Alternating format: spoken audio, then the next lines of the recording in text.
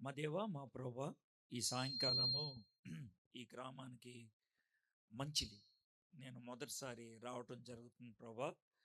ఇక్కడ వాక్యం అందిస్తున్నప్పుడు మీరు మాతో మాట్లాడండి. నేను ఈ వర్తమానం ఏదో సమయాన్ని గడపడానికి కాదు, మా జీవితానికి ఉపయోగపడాలి. నీ వాక్యం జీవం కలిగింది కదా, మరి జీవం కలిగిన వాక్యాన్ని వింటున్నప్పుడు మాలో జీవం కలగాలి, మాలో ప్రభా మార్పు కలగాలి. ఈ రాత్రి అలాంటి మార్పు కొద్ది ముందులైనా చూడటానికి సహాయం చేయండి నాయన. సరదాగా కాకుండా చాలా సీరియస్గా ఈ వాక్యాన్ని వినటానికి మా అందరికీ తోడుగా ఉండమని యేసే నామములో ప్రార్థన చేయించున్నాం తండ్రి. వాక్యంలోకి వెళ్ళకముందు కొన్ని ప్రశ్నలు మనలోకి అప్పుడప్పుడు వచ్చేటువంటి ప్రశ్నలు, ఎవరిని అడగనటువంటి ప్రశ్నలు, బాగా చిరాకెత్తినప్పుడు అడిగే ప్రశ్నలు, కోపం వచ్చినప్పుడు అడిగేటువంటి ప్రశ్నలు, నిరాశ నిస్పృహల్లో ఉన్నప్పుడు అడిగేటువంటి ప్రశ్నలు కొన్ని మీ ముందు లేవనెత్తాను. అయితే ప్రశ్నలు అడగకముందు ఈ వీడియోగ్రాఫర్స్ బాబు, వీడియోగ్రాఫర్స్ గబగబా వెళ్ళిపోయాను. మనుషుల్ని చూపియద్దు, నన్ను చూపెట్టి నీకు ఇష్టం కాకపోతే ఆపేసుకొని కూర్చో బస్.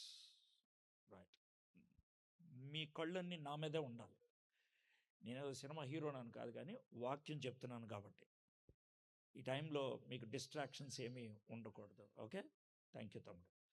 అయితే మరి అడిగేటువంటి ప్రశ్నలో ఒకటి, నేను ఏ తప్పు చేశాను కనుక నాకు ఇన్ని కష్టాలు వచ్చి పడ్డాయి, నేను మిగిలిన వాళ్ళతో పోల్చుకుంటే నేను బాగుంటున్నాను కదా, నాకెందుకు ఇన్ని బాధలు వచ్చాయి, ఈ లోకంలో వేరే వాళ్ళు బాగా అభివృద్ధి చెందుతున్నారు కానీ నేను ఎందుకు అభివృద్ధి చెందట్లేదు. కొంతమంది ఇంకొంచెం సీరియస్గా ఆలోచించి, నేను పెద్ద పాపాలు ఏమి చేయట్లేదు కదా, నాకెందుకని ఇన్ని శ్రమలు వచ్చి పడుతున్నాయి. ఇవి మనలో చాలామందికి వచ్చేటువంటి ప్రశ్నలు. దీన్ని ఎవరిని అడగం. ఒకవేళ అడిగామంటే అది ఎప్పుడు అడుగుతామంటే బాగా కోపం వచ్చినప్పుడు, చిరాకెత్తినప్పుడు, ఒక విధమైనటువంటి లోన గుబ్బులు ఎక్కువైనప్పుడు, మనకు బాగా ఇష్టమైన వాళ్ళు వచ్చి అడిగితే అప్పుడు అనేటువంటి మాటలు అన్నమాట ఇవి. ఈరోజు ఈ ప్రశ్నకి మనకు బైబిల్లోంచి ఏమన్నా జవాబు దొరుకుద్దా, దేవుడు దీనికి జవాబు ఇస్తాడా, ఇది మనం సీరియస్గా ఆలోచిద్దాం వాక్యంలోంచి. ఓకే, ఈరోజు మనం నిర్గమాకాండం 17వ అధ్యాయాన్ని ధ్యానం చేస్తాం. ఓకే, నిర్గమాకాండం 17వ అధ్యాయాన్ని మనం ధ్యానం చేస్తాం. అయితే నేను ఏం చూడబోతున్నానో మీకు ప్రశ్నల ద్వారా చెప్పేశాను. ఇంకొక చిన్న పరిచయం. ఏంటి ఆ పరిచయం అంటే, బైబిల్లో మనకి 1189 అధ్యాయాలు ఉన్నాయి. ఇవన్నీ కూడా ప్రతి అధ్యాయం కూడా పరిశుద్ధాత్మ ప్రేరణ వలన మనకి ఇచ్చినటువంటి వాక్యాలు. కాబట్టి ప్రతి అధ్యాయంలో మనకి దేవుని వాక్యం, దేవుని సందేశం, మన హృదయానికి ఉపయోగపడేటువంటి విషయం ఖచ్చితంగా ఉంటుంది. ఏదో కొన్ని అధ్యాయాల్లో ఉంటాయి, లేకపోతే కొన్ని వచనాల్లో ఉంటాయి, కొన్ని పుస్తకాల్లో ఉంటాయి అనేది పొరపాటు. ప్రతి అధ్యాయము మనకి వాక్యాన్ని బోధించేదే. అయితే మనం ఎందుకని కొన్ని అధ్యాయాల్ని అలాగ ముందుకు వెళ్ళిపోనిస్తాం, ఎందుకని కొన్ని వచనాలు చదివి నాకు అర్థం కావట్లేదు అని అంటాం అని అంటే, మనము బైబిల్ని చదివేటప్పుడు ఏదో ఒక వచనాన్ని చదివితే అర్థం కాదు. అది ఎలా ఉంటుందనంటే, ఒక సీరియల్ ఉందనుకోండి, ధారావాహిక 4వ ఎపిసోడ్లో 15వ నిమిషం నుంచి 18వ నిమిషం దాకా చూసామనుకో, ఏమన్నా అర్థం అవుద్దా? ఏం అర్థం కాదు. బైబిల్ని ఏదో నీకు నచ్చినటువంటి ఒక వచనం చదువుతాను, ఇలా తెరిసిన తర్వాత ఏ వచనం వస్తే అది చదువుతాను అనేది, అది బుద్ధి తక్కువ పని. అది అలా చేయకూడదు. మనం ఇప్పుడు బైబిల్లో ఒక పుస్తకం తీసుకున్నాం అనుకోండి, యోహాను సువార్త, మనం మొదటి నుంచి అలా చదువుకుంటూ వెళ్తే కనుక మనకి కొంచెం అర్థమవుతుంది. ఒకసారి చదివితే అర్థం కాదు, కొన్నిసార్లు 10-15 సార్లు చదవాలి. మనం ఎంత చదివాము అనేది కాదు, కానీ చదివిన దాంట్లో ఎంత అర్థం చేసుకోగలిగాము అనేది కనుక గ్రహించగలిగితే చాలా బాగుంటుంది. సరే, ఇప్పుడు నిర్గమాకాండం 17వ అధ్యాయంలోకి మనం వచ్చాం. నిర్గమకాండానికి 40 అధ్యాయాలు. 40 అధ్యాయాల్లో మీకు ఏముంటుందో మీకు సూచాయిగా చెప్పి 17వ అధ్యాయాన్ని మనం ధ్యానం చేసుకుందాం. అది అర్థం చేసుకునేటువంటి విధానం.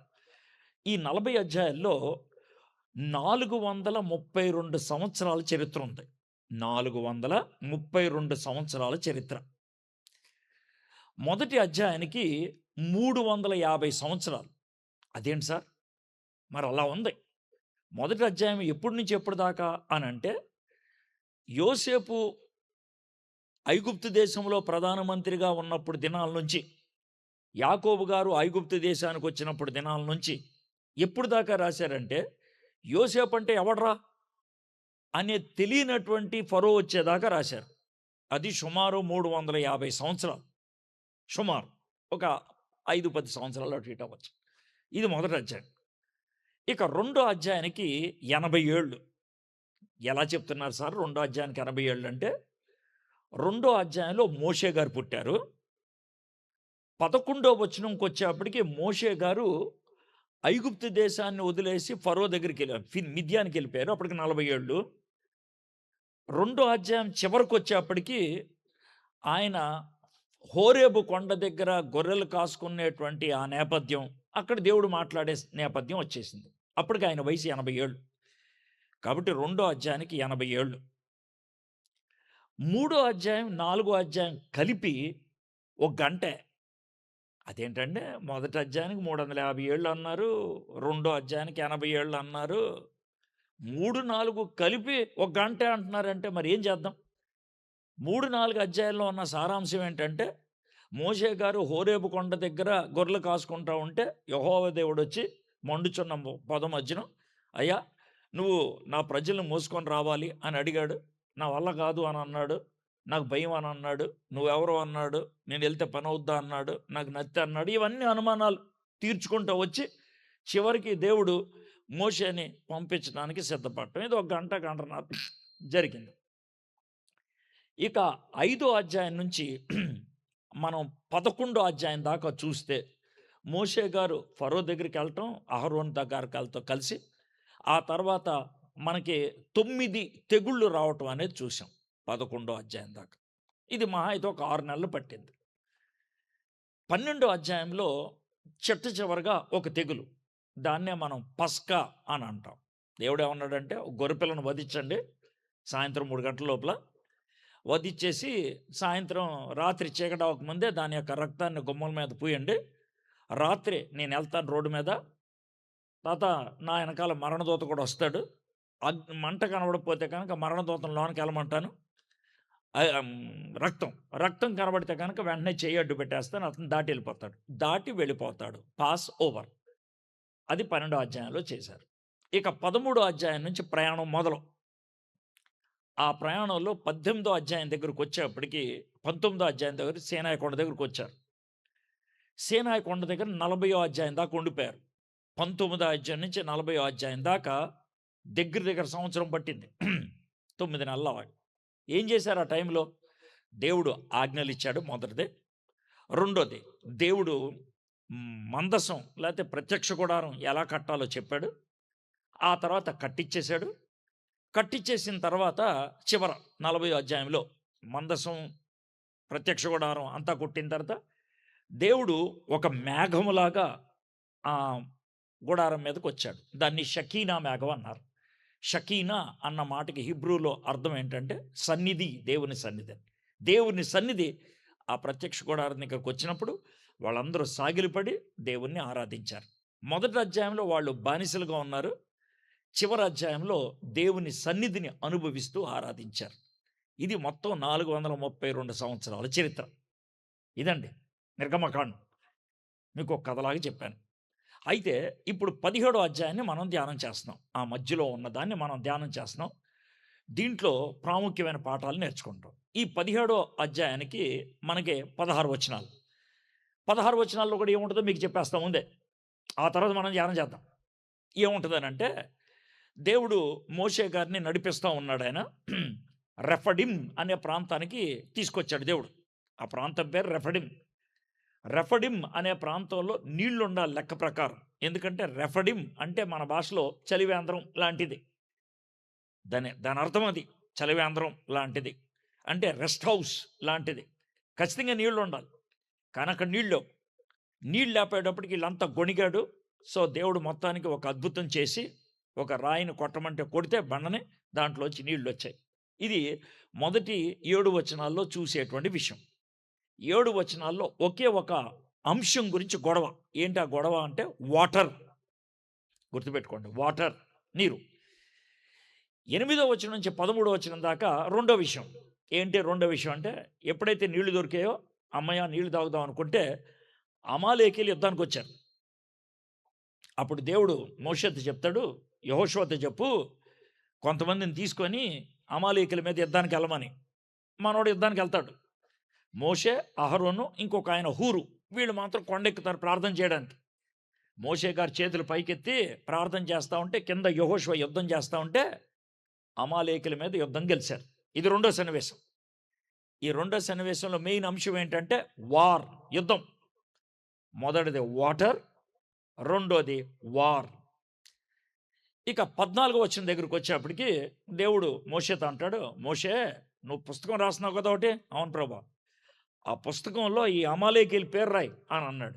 ఏ ప్రభా ఎందుకనంటే వీళ్ళు మొత్తం కొట్టిపడేస్తున్నానా. అదేంటి ప్రభా, వీళ్ళు మాట వింటలేదు కదా, అసలు వీళ్ళ పేరు చరిత్ర లేకుండా కొట్టిపడేస్తాను, జ్ఞాపకార్థంగా దీన్ని రాయ్, ఇంకెవడు ఇలాంటి తప్పు చేయకుండా ఉండటానికి రాయ్ అని అంటే గ్రంథంలో రాశాడు. సో దాన్ని వార్నింగ్ అంటారు, హెచ్చరిక ఇచ్చాడు దేవుడు. సో మొదటిదేమో వాటర్, రెండోదేమో వార్, మూడోదేమో వార్నింగ్. ఈ 3 అంశాలు. మోషే గారు ఇదంతా చేసిన తర్వాత అక్కడ ఒక జెండా ఎగరేశాడు. ఎందుకు ఎగరేశాడు జెండా? వాటర్ విషయంలో అయినా, వార్ విషయంలో అయినా, వార్నింగ్ విషయంలో అయినా మా దేవుడే దేవుడు, ఆయన నేను ఆరాధిస్తాను అని వర్షిప్ చేస్తూ ఓ జెండా ఎగరేశాడు. అదే 4వ డబ్ల్యూ. 4 డబ్ల్యూతో ఈ 16 వచనాలు కలిగినటువంటి నిర్గమాకాండం 17వ అధ్యాయం. Water, war, warning, worship. ఇదండి 17వ అధ్యాయం. ఇప్పుడు మనం దీన్ని ధ్యానం చేద్దాం. టైం ఇప్పుడు కరెక్ట్గా 10 అయింది. 4 అంశాలు నేను పూర్తిగా ధ్యానం చేస్తాను అనుకోట్ల. మీకు అర్థమయ్యేటట్లు నేను ఒక అంశాన్ని బాగా ధ్యానం చేసి 2, 3, 4 ఆటలను కొంచెం స్పీడ్గా అలనిస్తాను. నేను మొదటి భాగాన్ని ధ్యానం చేసే విధానం చూస్తే కనుక మీకు అర్థమైపోద్ది. మిగిలిన వాళ్ళు కూడా ధ్యానం చేసుకోవచ్చు. మీకు అంటే చదువుకోవటం వచ్చినటువంటి 6వ క్లాస్ దాటిన ప్రతి వాళ్ళకి అర్థం అవుతుంది. నేను అలా చెప్తా. మీరు వినకూడదు అని మానేస్తే తప్పించి, మొబైల్ తీసి వాట్సాప్లో చూసుకునే వాళ్ళు తప్పించి, బుర్రున్న ప్రతి మనిషికి మీరు పిచ్చోళ్ళు కాకపోతే మీకు ఖచ్చితంగా అర్థమవుతుంది. మీకు పిచ్చోళ్ళు అయితే నేను ఏం చేయలేను. అట్లా కదా సార్, అంటే చెప్తున్నాను చాలా క్లారిటీ. నేను వినకూడదు అని మానేస్తే తప్పించి మీకు అందరికీ వినబడుతుంది. ఇంత పెద్ద బైబిల్ పెట్టారు, తర్వాత మీరు ఇది ఏం చెప్తున్నాడు విందాంరా అని కాస్త కనుక చెవులు తెప్పితే పెడితే మీకు ఖచ్చితంగా అర్థమైపోద్ది. అది నేను చేసే పని. ఇప్పుడు నేను ఎలా మాట్లాడతానో మీకు అర్థమైపోయింది కదా. మీకు మామూలుగా అలా ఉంది కదా. అంటే మీ పెద్ద పెద్ద స్పీకర్లు వస్తారు, అంతర్జాతీయ స్పీకర్లు. వాళ్ళు మాట్లాడే భాష మనకు అసలు అర్థం కాదు కొన్నిసార్లు. నేను అలా మాట్లాడను, ఎందుకంటే నేను మామూలు కాబట్టి విషయం అది. సో మనం మామూలుగా ఈ భాగంలో ఎలా మాడతారో అలాగే మాడుకుంటూ దేవుని వాక్యాన్ని అర్థం చేసుకోవడానికి ప్రయత్నించేద్దాం. ఓకే, ఇప్పుడు 17వ వచనం చూద్దాం. 17వ అధ్యాయం మొదటి వచనం. తర్వాత ఇశ్రాయేలీల సర్వసమాజము, అంటే సర్వసమాజం అంటే మొత్తం జనం, యెహోవా మాట చొప్పున తమ ప్రయాణములో సీను అరణ్యము నుండి ప్రయాణమైపోయి రెఫదీములో దిగిరి. ప్రజలు తమకి త్రాగు నీళ్లు లేనందున మోషేతో వాదించుచు. ఇప్పుడు వాళ్ళు ప్రయాణం చేస్తున్నారు. ఇప్పుడు మేము అక్కడికి వచ్చాం కదా, మేము దాని అంటారు తణుకు నుంచి ఇక్కడికి వచ్చాం, ఈ ఊరు మంచిలి. అయితే మేము వచ్చినప్పుడు మాలో ఎవరికి కూడా మంచిలు తెలియదు. అందుకనే ఇక్కడికి ఎలా రావాలని లొకేషన్ అడిగాం. అడిగితే వాళ్ళు జీపీఎస్ పెట్టారు, వస్తూ ఉన్నాం. ఈ మంచిలి రాకముందు వై జంక్షన్ లాగా వచ్చింది. అప్పుడు ఎటెల్లాలా కొంచెం టెన్షన్ వచ్చింది. అక్కడ ఆగాం. ఆగితే ఇది చూపించింది ఇటు పోరా అని. అప్పుడు మేము ఇటు వచ్చేసాం. బాగుంది, మాకు జీపీఎస్ ఉంది కాబట్టి మేము అక్కడికి వచ్చేసాం. అర్థమైందా? అయితే అక్కడ ఏది అరణ్యంలో జీపీఎస్ ఎవరు పెట్టాడు? ఏ రూట్లో వెళ్ళాలో ఎలా తెలిసేది? ఎవరు దారి చూపించారు? పైగా దానికి గుర్తులేం ఉండవు. మొత్తం అంతా ఇసుక ఉంటుంది చుట్టూ. దారి ఎలా చూపించారు? ఇక్కడ రాశారు. తర్వాత ఇశ్రాయేలీల సర్వ సమాజము యెహోవా మాట చొప్పున తమ ప్రయాణములో సీను అంటే వాళ్ళకి దారి ఎవరు చూపించారంటే యెహోవా దేవుడు చూపించాడంట. సార్, దేవుడు ఎలా దారి చూపించారు సార్? మంచి ప్రశ్న. దేవుడు ఎలా దారి చూపించేవాడో చెప్పాడు. ఎలా అంటే దేవుడంట అప్పుడే ఏది ఇప్పటికి 3500 సంవత్సరాల క్రితం క్లౌడ్ టెక్నాలజీ ఉపయోగించాడు. క్లౌడ్ కంప్యూటర్లో కొంచెం గొప్ప ప్రవేశం ఉన్న వాళ్ళు చెప్తారు. క్లౌడ్ అనేది అన్నిటికంటే ఉన్నతమైన టెక్నాలజీ అని చెప్తారు. అర్థమైందా? దేవుడు అప్పుడే క్లౌడ్ టెక్నాలజీ వాడాడు. క్లౌడ్ అంటే మేఘం. దేవుడు ఒక మేఘాన్ని వాడాడు. ఎలా అంటే వీళ్ళ నెత్తి మీద ఒక మేఘం ఉండేది. ఆ మేఘం ఎటు తిరిగితే వీళ్ళు అటు వెళ్ళేవాళ్ళు. సో మేఘం ఎటు తిరుగుతుంది, దాన్ని ఎలా అర్థం చేసుకోవాలి? ఆ క్లౌడ్ టెక్నాలజీ అర్థం చేసుకునేటువంటి ఒక గొప్ప ఇంజనీర్ ఉన్నాడు. ఆయన పేరే మోషే. మోషే గారికి అర్థమవుతున్నాడు. ఇప్పుడు లెఫ్ట్ వెళ్ళాలా, రైట్ వెళ్ళాలా, నుంచోవాలా, పోవాలా అనేది చూసేవాడు. పైన చూసేవాడు, ఆగలరా, లెఫ్ట్కి వెళ్ళాలరా అని చెప్పేవాడు అనమాట. అయితే ఈ క్లౌడ్ టెక్నాలజీరా దేవుడు నడిపించి రెఫడిమి తీసుకొచ్చాడు. దేవుడే తెచ్చాడు. మీరు అర్థం చేసుకోండి, దేవుడే తీసుకొచ్చాడు. వాళ్ళు రెఫడిమి రావటం అనేది పొరపాటు కాదు, రాంగ్ రూట్ కాదు, రాంగ్ ప్లేస్ కాదు, కరెక్ట్ ప్లేస్కి వచ్చారు. అయితే అక్కడ నీళ్ళు అది పరిస్థితి. ఇప్పుడు మనం ఏమనాలి? ఇప్పుడు ఈ అయ్యగారు నన్ను తీసుకెళ్తున్నాడు, ఏమండి మిమ్మల్ని మాంసం కొట్టి తీసుకెళ్తానని తీసుకెళ్ళారు. ఆడ మాంసం లేదు. ఏమో తెచ్చా మాంసం లేదంటే అని అంటాను. అంతే కదా? ఇప్పుడు దేవుడు తీసుకెళ్తే అక్కడ నీళ్ళు. ఇప్పుడు ఖచ్చితంగా ఎవరిని అడుగుతారు? మోషే, నీళ్ళు లేకుండా చోట తీసుకొచ్చామని. ఇదే జరిగిన విషయం. ఇప్పుడు దీని నుంచి మనం ఒక ప్రశ్న అడుగుతున్నాం. ఏంటనంటే అక్కడ నీళ్లు ఉన్నాయో లేవో దేవుడికి తెలుసా తెలీదా? తెలుసు. నీళ్లు లేవని కూడా దేవుడు అక్కడికి ఎందుకు తెచ్చాడు? పైగా ఒకళ్ళ ఇద్దరిన కాదు, తెచ్చింది ఎంతమందిని? 20 లక్షల మందిని. మనుషులు 20 లక్షల మంది. 1.5 కోట్ల జంతువులు ఉంటుంటాయి. అన్ని జంతువులు ఉన్నాయి, అంతమంది మనుషులు ఉన్నారు, వాళ్ళందరికీ నీళ్లు కావాలి. అక్కడ చొక్క నీళ్ళు అది.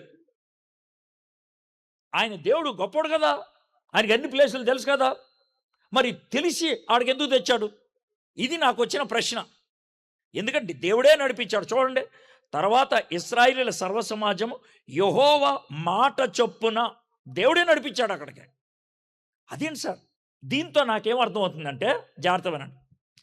మనము ఏ కష్టంలో ఉన్నా, ఏ బాధలో ఉన్నా, ఏ శ్రమలో ఉన్నా, ఏ నొప్పిలో ఉన్నా అక్కడికి వచ్చాము అని అంటే దానికి కారణం దేవుడే. అదేంటి సార్? మరంతే దేవుడే. దేవుడికి తెలియకుండా మనకి ఏ కష్టం రాదు. దేవుడికి తెలియకుండా మనం ఏ కష్టంలోకి వెళ్ళాం. అంటే ఎవరి కష్టంలోకి వెళ్ళినా కూడా దేవుడేనంటారా? మరి ఖచ్చితంగా దేవుడే.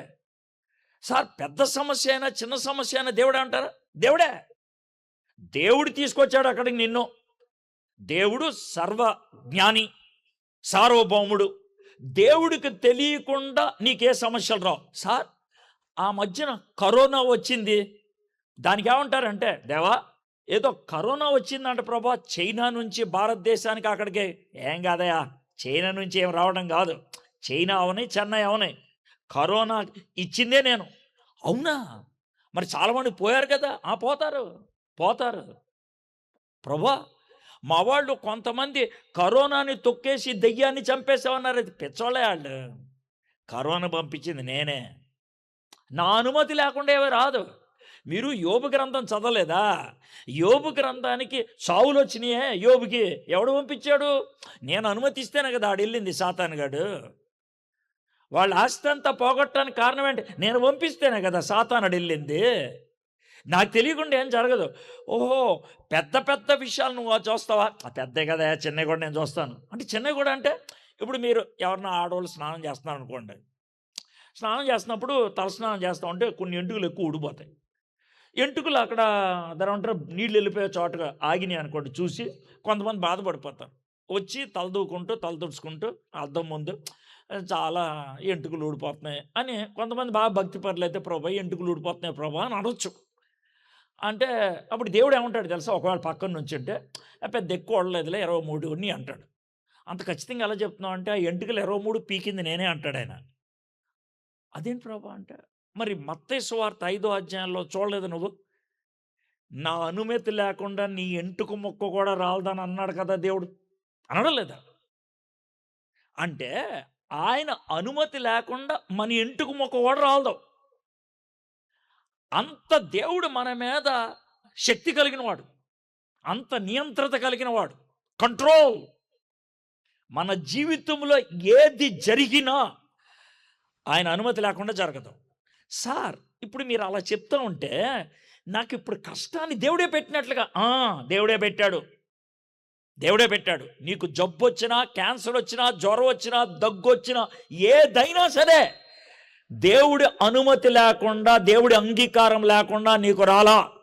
దేవుడు దేవుడు సర్వశక్తిమంతుడు, ఆయన సార్వభౌముడు, సావరెన్.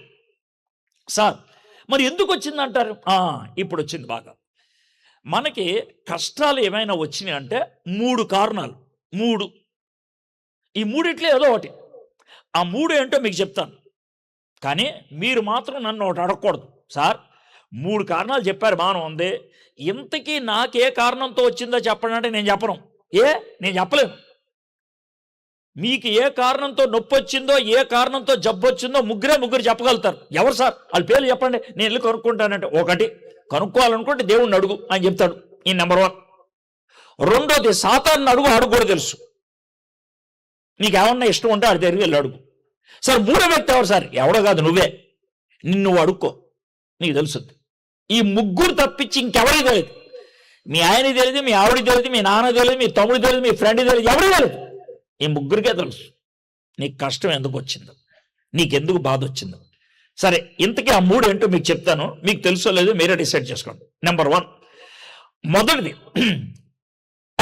చాలా సులభంగా గుర్తిస్తారు, కానీ అంగీకరించడం చేత కాదు. చాలా సులభంగా గుర్తిస్తారు, కానీ బయటికి చెప్పరు, అంగీకరించడం.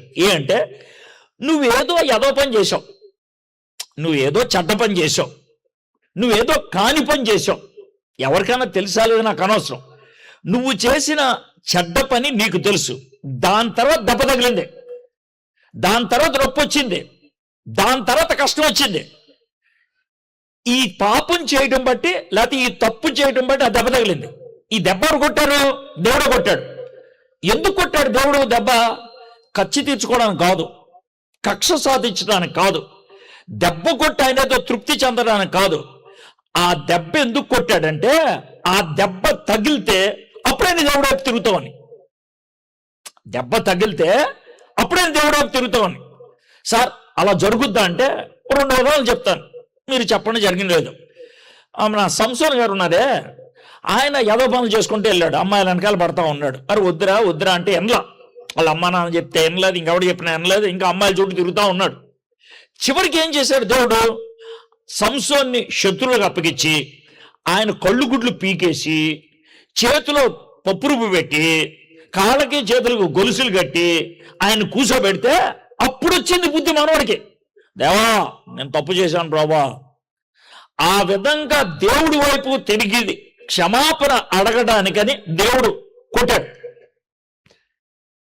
అప్పుడు దేవుడు క్షమించాడు. ఆ తర్వాత సంసోన్ చచ్చిపోయాడు. తర్వాత సంసోన్ పరలోకంకి వెళ్ళాడు, డౌట్ లేదు. మీకు ఎవడు చెప్పాడు? ఎందుకంటే హెబ్రీయులకు రాసిన పత్రిక 11వ అధ్యాయం 31వ వచనంలో విశ్వాస వీరుల యొక్క జాబితాలో సంసోన్ గారి పేరు రాశాడు. మనవాడు పశ్చాత్తాపడ్డాడు కదా, వెళ్తాడు. 2 ఆయన దావీదు, తక్కువ మహానుభావుడు, చాలా గొప్పోడు. అయితే ఆయన వ్యభిచారం చేశాడు. చేస్తే దేవుడు ఏం చేశాడు? ఆ వ్యభిచారం ద్వారా పుట్టిన కొడుకున్నాడే ఆయన చంపేశాడు. అప్పుడు వచ్చింది మనవాడికి బుద్ధి, అప్పుడు వచ్చింది, సెటిల్ అయ్యాడు. సో దేవుడు మనల్ని కొడతాడు. ఎందుకు కొడతాడు, ఎందుకు దెబ్బ వేస్తాడు అని అంటే కనుక మనల్ని పాపము నుంచి బయట తీసుకురావడానికి. దాన్ని క్రమశిక్షణ కోసం అంటారు. ఆ పదం గుర్తుపెట్టుకోండి, క్రమశిక్షణ. శిక్ష కాదు, క్రమశిక్షణ. దారి తప్ప ఓ దెబ్బ కొడితే లైన్లోకి వస్తావని. అది ఆయనకు ఉన్నటువంటి లక్షణం. ఇది మొదటి కారణం అండి. నువ్వు తప్పు చేసావు, క్రమశిక్షణ కోసం నీకు నొప్పి కలిగింది. ఆ క్రమశిక్షణలో నువ్వు ఏం చేయాలంటే కనికరాన్ని కోరాలి. కనికరం, ప్రభువా నన్ను కనికరించు, దేవుడు క్షమించి సెట్ చేస్తాడు. ఇది రెండో కారణం చెప్తా. నువ్వు తప్పు చేయలా, నువ్వేం పాపం చేయలా ఆ పరిస్థితుల్లో, కానీ నీకు దెబ్బ తగిలింది, నీకు నొప్పి వచ్చింది. ఎందుకు వచ్చింది? ఇప్పుడు ఎంత ఆలోచించినా ఏం తప్పు చేశాను గుర్తు రావట్లేదు. అరే నేనే తప్పు చేయలేదు, ఎందుకు వచ్చింది అని అంటే అప్పుడు దేవుడు ఏమంటాడు తెలుసా? నువ్వు తప్పు చేసినందుకు కొట్లా, తప్పులోకి వెళ్తావని కొడుతున్నాను నేను. తప్పులోకి వెళ్తున్నట్లు నాకు కనబడింది, అందుకు కొట్టా వెళ్ళకుండా ఉండటానికి. అది ఎలా ఉంటుందంటే, ఓ చిన్న బాబు ఈ ఎడ్జికి నడుచుకుంటూ వెళ్ళాడు అనుకోండి, లోనకి నడుస్తాడు, పళ్ళ పడతాడేమో అని. దేవుడు కాపుదల కోసం కొడతాడు. ఇందాకేమో క్రమశిక్షణ కోసం కొట్టాడు, ఇప్పుడు ఎందుకు కొట్టాడు? కాపుదల కోసం. దీనికి కూడా బైబిల్లోంచి ఎగ్జాంపుల్ చెప్తాం, బాగుంటుంది. ఎవరంటే పౌలు గారు, గొప్ప శక్తివంతుడు. ప్రార్థన చేస్తే చాలా మంది స్వస్థత పొందుతున్నారు, నీడబడితే కూడా స్వస్థ పొందుతున్నారు. అలాంటి పరిస్థితుల్లో మనోడికి ఏదో జబ్బు వచ్చింది, అదేదో నాకు తెలియదు, బైబిల్లో రాయలేదు, మొత్తానికి ఏదో జబ్బు వచ్చింది. 3 సార్లు ప్రార్థన చేశాడు, దేవా ఆయన నొప్పి తీసేయి, దేవా ఆయన నొప్పి తీసేయి, ఈ దేవా నొప్పి తీ పోలా. మనోడు కోపం వచ్చింది, ఏం ప్రభా ఎందుకు తీయవు నొప్పి అని అన్నాడు. ఈ పౌలు నొప్పి తీనయా అంటే ఏమన్నా తప్పు చేశాను? లేదయా. మరి ఎందుకు? నువ్వు ఈ నొప్పి కనుక లేకపోతే 2 సమస్యలు నీకు వస్తున్నాయి. ఏంటి ప్రభా? ఒకటి నువ్వు ఉప్పొంగిపోతావు నేనే దేవుణ్ణని. రెండోది జనాలంతా కూడా నీకు దండలేసి నీకు అగరత్తులు వెలిగిచ్చేసి నువ్వు ఏదో అంటారు. ఈ 2 జరుగుతాయి కాబట్టి నీకు దెబ్బగొట్ట. అవునా, అయితే మంచిదే ప్రభా, కానీ ప్రభా నొప్పి తట్టుకోలేకపోతున్నాను ప్రభా. అవునా, నొప్పి తీను. మరి ఏం చేస్తావు? ఈ నొప్పిని భరించటానికి నీ కృపనిస్తావు. కృప అంటే నొప్పి తీసేది కాదు, నొప్పిని భరించేది. అంటే ఎవరైనా మనల్ని వచ్చి ఆదరించారనుకో, నొప్పి ఉంటుంది, ఆదరించినప్పుడు ఆ ఆదరణలో నొప్పి మర్చిపోతాం కొద్దిసేపు. అది కృప అంటే. దేవుడు ఏమన్నాడు తెలుసా? ఆ విధంగా కృపనిస్తా. ఇప్పుడు మొదటి విషయం, ఎందుకు దెబ్బ తగిలింది? తప్పు చేసావు, క్రమశిక్షణ కోసం. దానికి నీకేం కావాలి? కనికరం. రెండోది, ఎందుకు నొప్పి వచ్చింది? కాపుదల కోసం.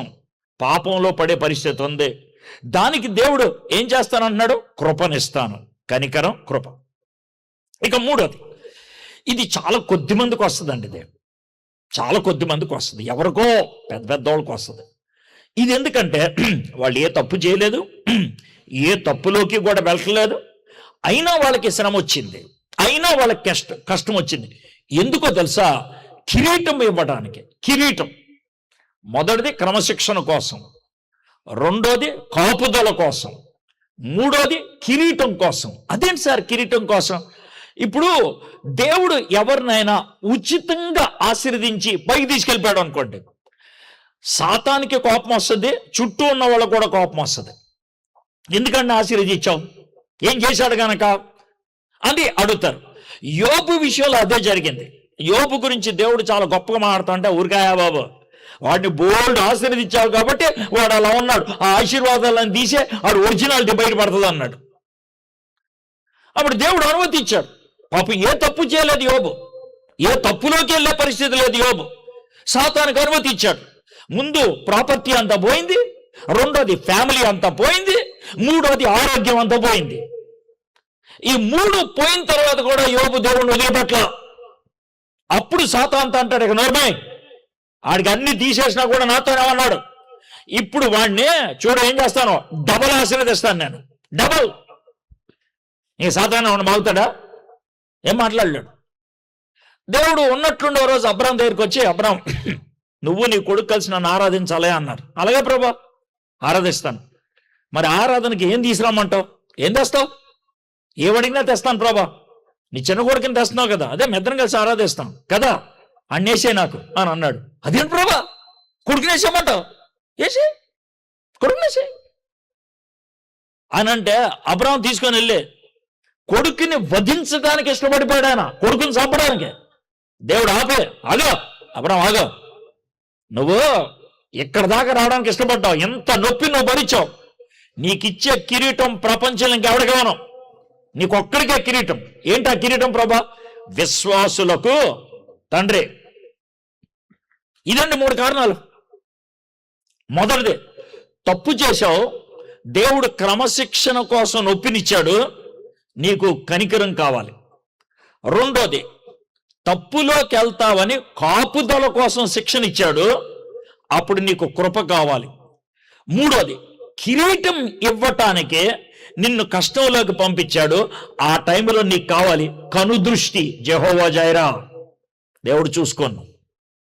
ఇదండి, ఇవి 3 కారణాలు. ఇక్కడ కూర్చున్న మీరందరూ ఏదో ఒక కష్టంలో ఉన్నవాళ్లే, ఏదో ఒక విధమైనటువంటి ఇబ్బందులో ఉన్నవాళ్లే. ఇప్పుడు మీరు దాన్ని కొట్టుపడేయద్దు.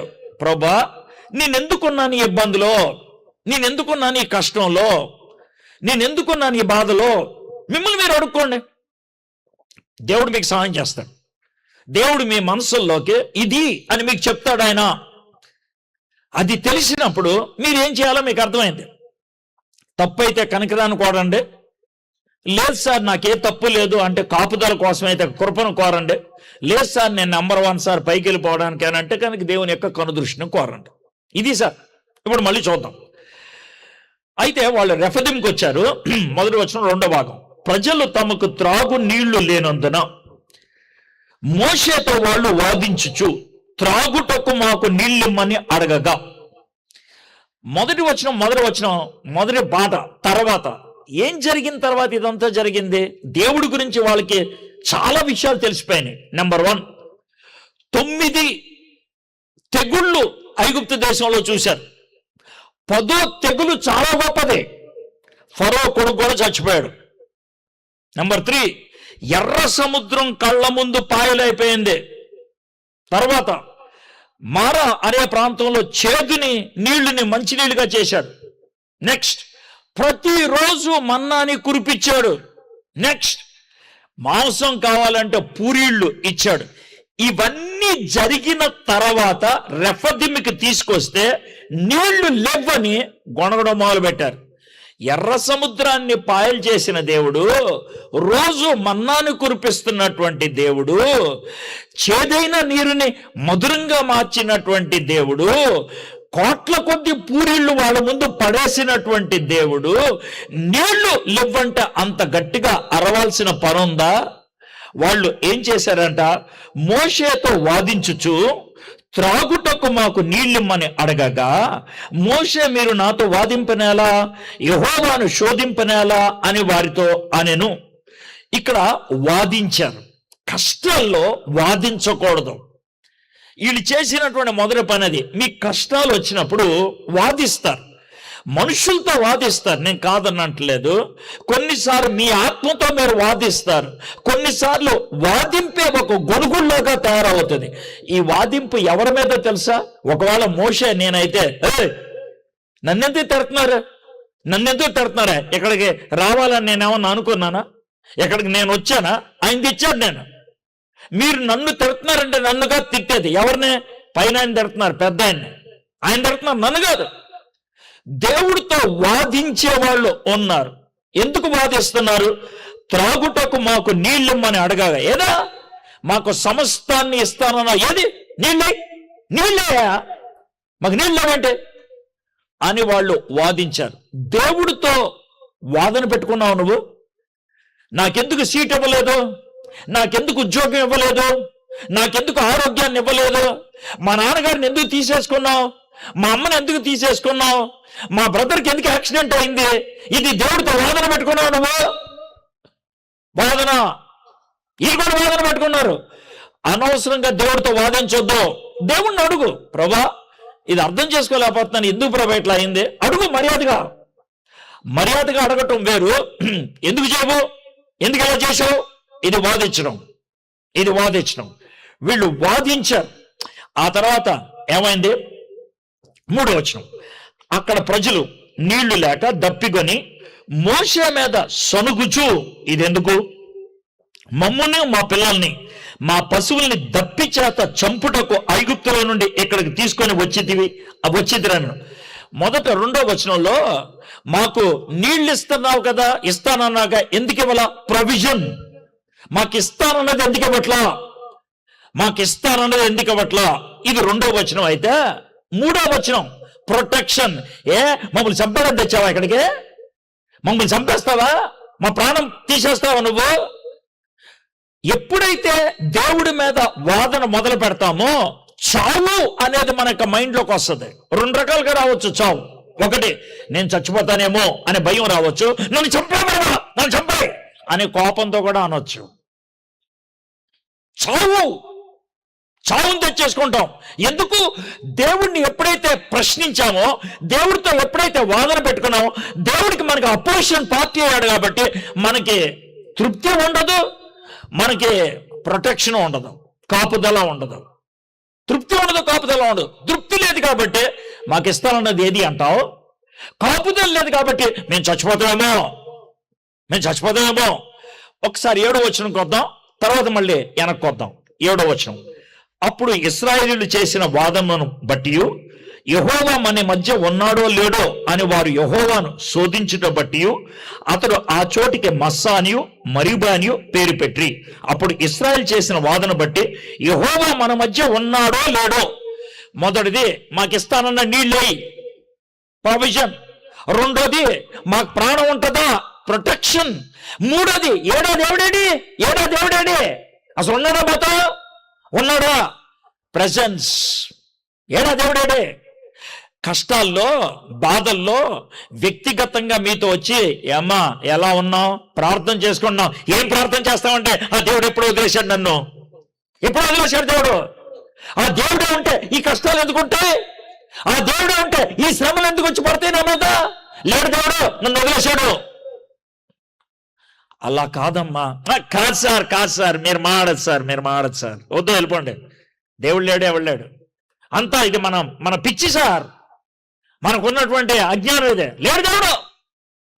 వీళ్ళు కూడా అదే అన్నారు. ఏది?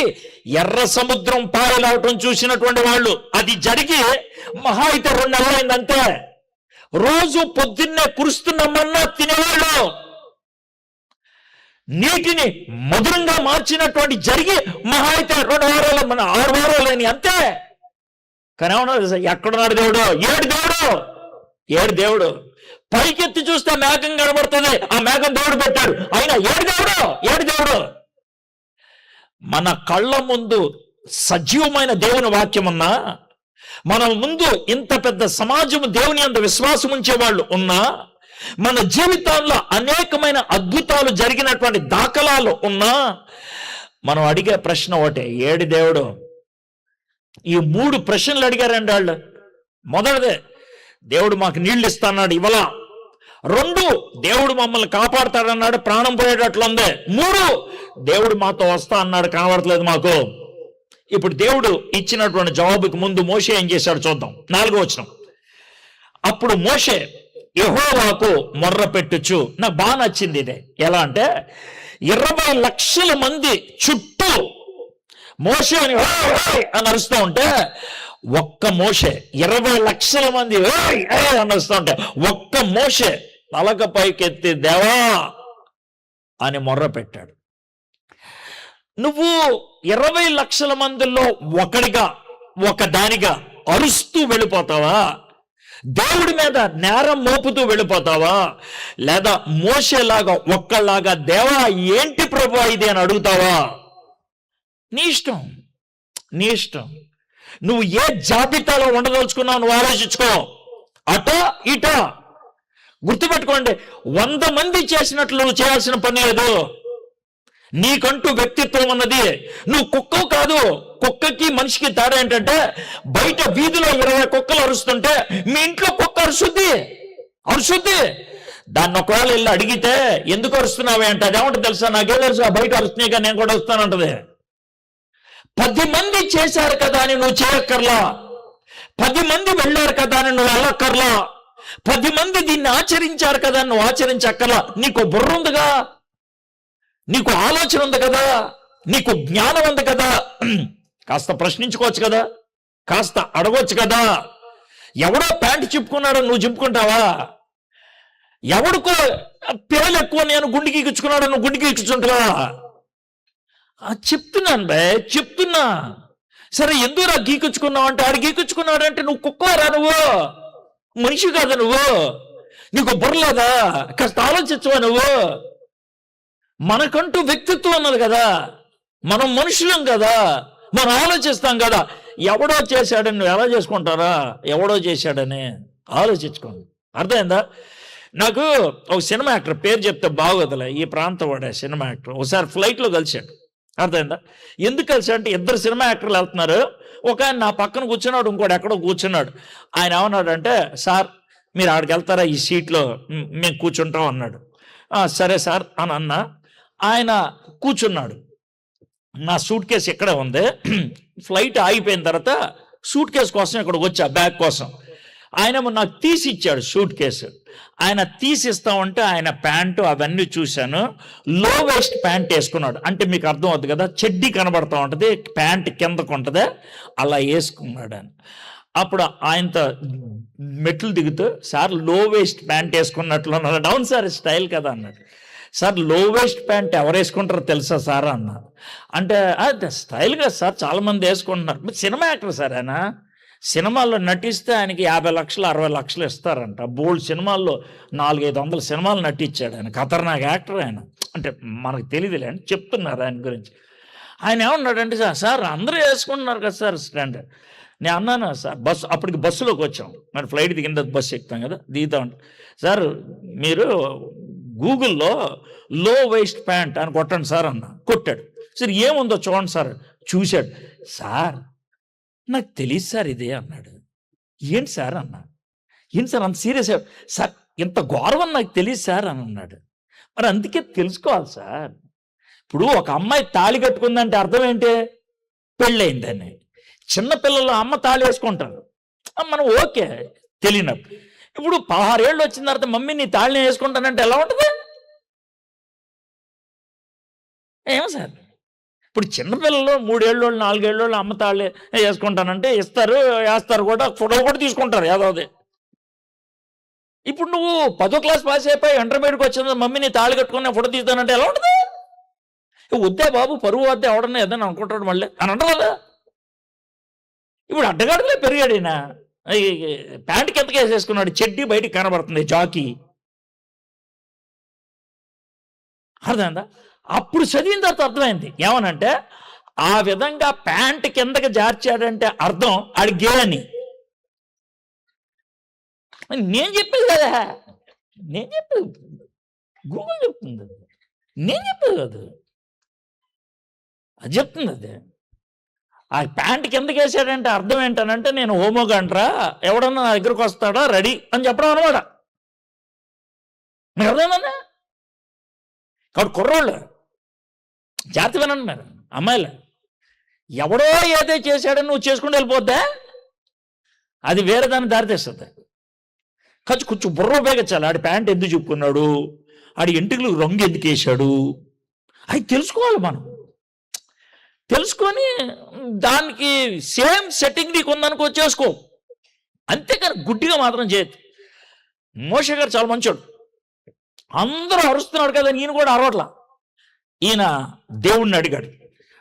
4వ వచనం, అప్పుడు మోషే యెహోవాకు మొర్రపెట్టుచు, ఈ ప్రజలను నేనేమి చేయుదును, కొంతసేపటికి నన్ను రాళ్లతో కొట్టి చంపుదురనను. నాకు బాగా నచ్చాడండి మోషే.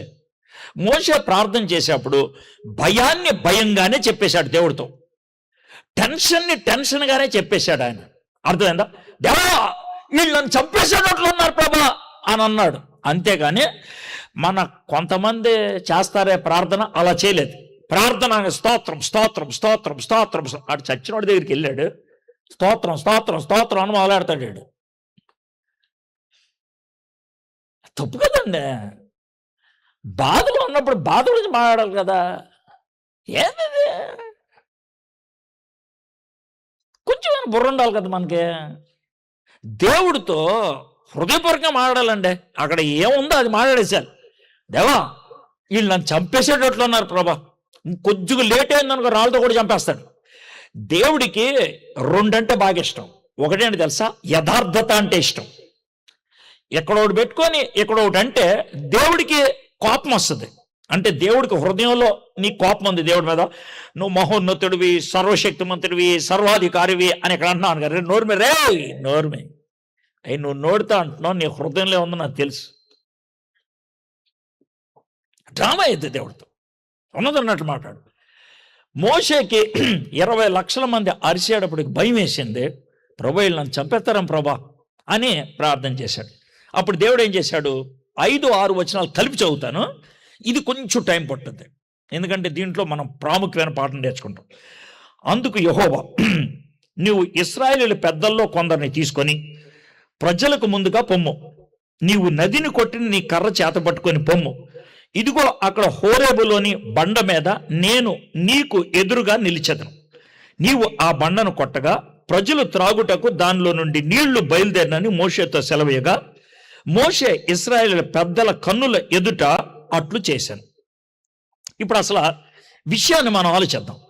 దేవుడు మోషేతో ఏం చెప్పాడంటే, మోషే వీళ్ళు నా మీద ఓ పెద్ద నెపం మోపారు కదా, 3 నెపాలు మోపారు. ఏం నెపాలు? నేను వాళ్ళకి నీళ్ళు ఇవ్వలేదని, 2 నేను నా కాపుదల ఇవ్వలేదని, 3వది నేను అసలు వాళ్ళతో లేనని. ప్రావిజన్, ప్రెజెన్స్, ప్రొటెక్షన్ 3 ఆటల్ని నా మీద లేపారు కదా. కాబట్టి మనం దీన్ని సెటిల్ చేసుకుందాం. ఇప్పుడు మనకి సెటిల్మెంట్కి అంటే సెటిల్ అంటే వాదాలు సెటిల్ చేసుకోవాలంటే పెద్దోళ్ళు అయితే సుప్రీంకోర్టుకి వెళ్తారు, ఇంకొంచెం చిన్నోళ్ళు అయితే హైకోర్టుకి వెళ్తారు, ఇంకొంచెం చిన్నోళ్ళు అయితే కనుక ఈ సెషన్స్ కోర్టుకి వెళ్తారు, ఇంకా చిన్నోళ్ళు అయితే కనుక పెద్దల్ని పెట్టి సెటిల్ చేసుకుంటారు, ఇంకా రోడ్లో తిరిగేటువంటి సెంటర్ రారా చూసుకుందాం అంటారు. అంతే కదా, వీళ్ళందరూ ఒకటే పద్ధతి. సుప్రీంకోర్టు అయినా సెంటర్ రారా చూసుకుందాం అయినా ఒకటే. ఆడరండి మనం ఎవరెవరో తేల్చేసుకుందామని. ఈ విధంగా తేల్చుకుందామని దేవుడు ఏం చేశాడంటే, ఓ పని చేయి, వాళ్ళలో పెద్దలను తీసుకొని రచ్చబడి దగ్గర సెటిల్ చేసేద్దాం అన్నాడు. ఆ పెద్దల్లో తీసుకొని రచ్చబడి దగ్గర తీసుకొచ్చేద్దాం, నేను ఆ బండ పక్కనే ఉంటాను. ఇప్పుడు ఎవరెవరికి ఫైట్? ఇశ్రాయేలీలు వర్సెస్ యెహోవా దేవుడు. వచ్చేటప్పుడు నువ్వు కర్ర పట్టుకొని రా. ఏది? నైలున అదే ఎర్ర సముద్రాన్ని 2 పాయలు చేసినప్పుడు ఉపయోగించావు కర్ర, ఆ కర్ర పట్టుకొని రా. కోర్టులోకి కర్ర పట్టుకొచ్చేది ఎవరు? జడ్జి గారు. ఆయన కర్ర ఎవడు మోసుకొని వస్తాడు, అవునే కదా. అంటే నువ్వు జడ్జిగా ఉండవు, నువ్వు జడ్జిగా ఉండా, అర్థమైందా? నేను వస్తాను ఓ పక్కే, నువ్వేమి ఇస్రాయల్ని తీసురా, మనం సెటిల్ చేసుకుందాం అని అన్నాడు. నెక్స్ట్ దేవుడు ఏమన్నాడు, ఆ కర్రను తీసుకొని బండ మీద కొట్టు అన్నాడు. కోర్టులో జడ్జి గారి చేతిలో సుత్తోడు పట్టుకుంటాడుగా, చెక్క సుత్తే. ఆ చెక్క సుత్తో బల మీద ఎప్పుడు కొడతాడు? తీర్పు ఏంటో ప్రకటించేటప్పుడు, అంతే కదా. ఫాట్ మన కొట్టాడు, తీర్పు ప్రకటిస్తున్నాడు. ఇప్పుడు ఆ బండ మీద కొట్టంగానే బండలోంచి నీళ్ళు వచ్చినాయి, అది తీర్పా? ఇది విషయమా? దీని నుంచి మనం ఏం నేర్చుకుంటాం? మామూలుగా అయితే మనకు తెలిసి ఉండేది కాదు, మామూలుగా అయితే మనకు అర్థమై ఉండేది కాదు. అయితే దేవుడు ఏం చేశాడంటే, ఇది మనకు అర్థం అవడానికి కొత్త నిబంధనలో దీనికి తగినటువంటి కొన్ని విషయాలు చెప్పాడు. అది మీకు 1-2 వచనాలు చూపిస్తానే. ఆ లింక్ కొరింథీయులకు రాసినటువంటి మొదటి పత్రిక ఒకసారి చూడండి. కొరింథీయులకు రాసినటువంటి మొదటి పత్రిక 10వ అధ్యాయం. కొరింథీయులకు రాసిన మొదటి పత్రిక 10వ అధ్యాయం 4వ వచనం. 10వ అధ్యాయం 4వ వచనం. అర్థమైందా? 10వ అధ్యాయం 4వ వచనం. అక్కడ ఏలయనగా తమ్ము వెంబడించిన ఆత్మ సంబంధమైన బండలోనిది త్రాగిరి. అంటే ఇప్పుడు ఎర్రని మొత్తంలో కూడా బండలోంచి నీళ్ళు తాగారు. ఆ తర్వాత ఏముంది? ఆ బండ ఇప్పుడు ఆ బండ క్రీస్తే, బండ పక్కనేమో యెహోవా దేవుడు ఉన్నాడు. ఆ బండని కొట్టమని చెప్పింది దేవుడే. ఎవరు కొట్టారు? మోషే గారు కొట్టారు. ఎందుకు కొట్టారు అట్లాగా? యేసుక్రీస్తుని ఎందుకు కొట్టించాడు? ఇప్పుడు బండ క్రీస్తే అన్నాడు కదా, ఎందుకు కొట్టించాడు అలాగా? ఎందుకు కొట్టించాడు? క్రీస్తును కొట్టించడం ఏంటి? ఎందుకు కొట్టారు? ఇది మనకు అర్థం చేసుకుంటే దీంట్లోంచి మనందరికీ పాఠం ఏంటో మనకు తెలుస్తుంది. ఇప్పుడు వీళ్ళు 3 రకాలైనటువంటి వీళ్ళ మీద, దేవుడి మీద వాళ్ళ నెపాన్ని మోపారు కదా. 1 మాకు నీళ్ళు ఇవ్వలేదు, 2 మాకు కాపుదల లేదు, 3వది నువ్వు మాతో లేవు అని 3 అబద్ధాలు చెప్పారు కదా. ఆ 3 అబద్ధాలకి దేవుడికి ఏమొస్తుంది? కోపం రావాలి. ఆ 3 అబద్ధాలకి వాళ్ళని ఏం చేయాలి? చంపేయాలి. వాళ్ళని చంపకుండా, చూడండి, వాళ్ళని చంపకుండా వాళ్ళ పాపమంతా, వాళ్ళ దోషం అంతా ఎవరి మీద వేశారు? ఇప్పుడు యేసే మీద వేసి, యేసేను కొట్టమని చెప్పింది ఎవరు? మోషేని. మోషే దేనికి సాదృశ్యం? ధర్మశాస్త్రం. ధర్మశాస్త్రం ఏం చేసిందంటే మనం చేసినటువంటి పాపాన్ని యేసు ప్రభు మీద మోపి యేసు ప్రభుని కొట్టించడం జరిగింది. యెషయా గ్రంథం 53వ అధ్యాయం 4-5 వచనాలు కనుక మీరు చూస్తే ఊరినే అక్కడ ఏముంటుంది తెలుసా? మనం చేసిన దోషములు బట్టి ఆయన్ని చెత్త కొట్టారు, మన అపరాధములు బట్టి ఆయన్ని నలగొట్టారు. ఆయన్ని నలగొట్టడం, ఆయన చెత్త కొట్టడం యెహోవాకు ఇష్టమాయను. ఆయన కొట్టించాడు. ఆయన ఎందుకు కొట్టించాడు? నువ్వు చేసిన పాపానికి, నేను చేసిన పాపానికి దేవుడికి కోపం వచ్చింది. ఆ కోపం చల్లారాలంటే దెబ్బ పడాలి. ఆ దెబ్బ నీ మీద కానీ నా మీద కానీ పడితే తట్టుకోలేం. అందుకనే యేసేను కొట్టాడు ఆయన. నీకు నాకు బదులుగా యేసే తన్నులు తిన్నాడు ఆయన. అందుకనే మోషేతో ఉన్నాడు, కొట్టు, బండను కొట్టు. ఎప్పుడైతే యేసే తన్నులు తిన్నాడో, నీకు బదులు నాకు బదులు, ఎప్పుడైతే యేసయ్య నీ బదులు నా బదులు శిక్షను అనుభవించాడో, ఆ బండ్లోంచి ఏమొచ్చాయి? నీళ్ళు వచ్చాయి. ఆ బండ్లోంచి నీళ్లు రావటం అంటే ఏంటి?